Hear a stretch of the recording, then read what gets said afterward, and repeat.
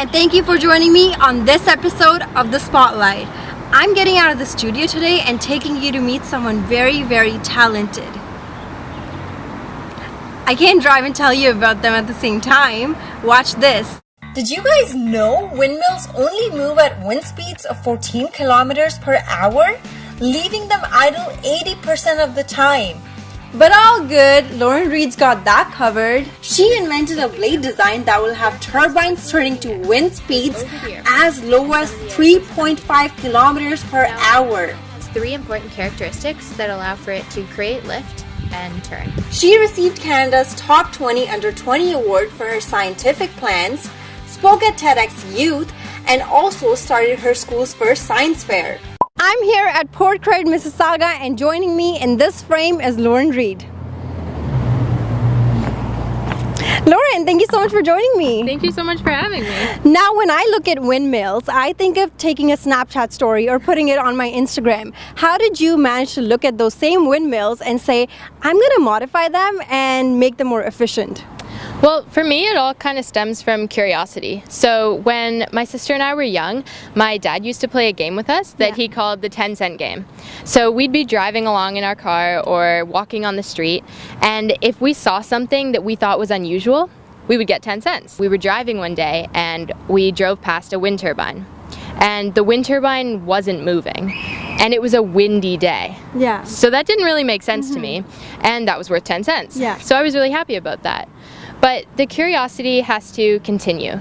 So I wondered to myself, why is this wind turbine idle on a windy day? Yeah, because not very many people know that windmills are idle 80% of the time. Exactly, yeah. So it's something that was very strange, and to me I just kind of wanted to research that to figure out why and then continue from there.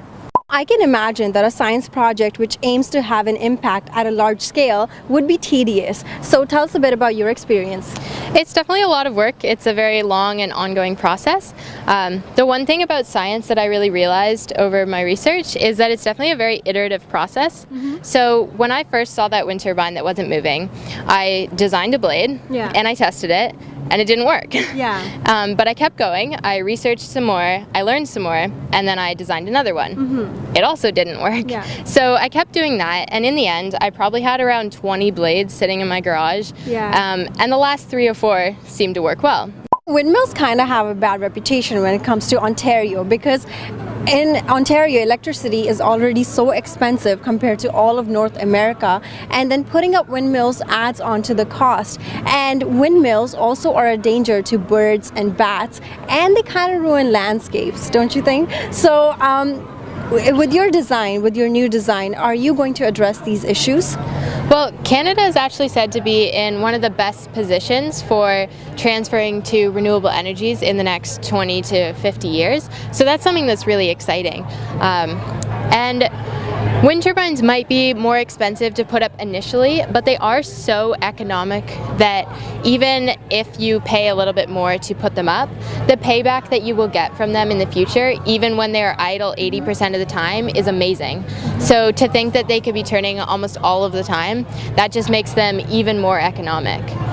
Also, I personally find wind turbines very majestic and beautiful. I know I was mesmerized the first time I saw one on that windy day. And so I would personally love to have one in my backyard. So I think they're beautiful.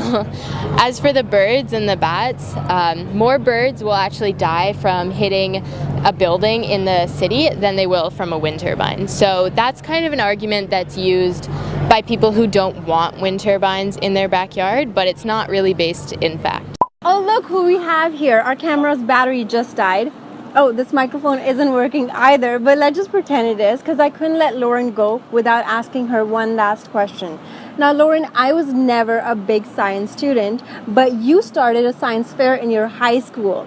So why do you think it is important for young people to be involved in science and science projects? Anything that comes very naturally is really hard to learn from a textbook.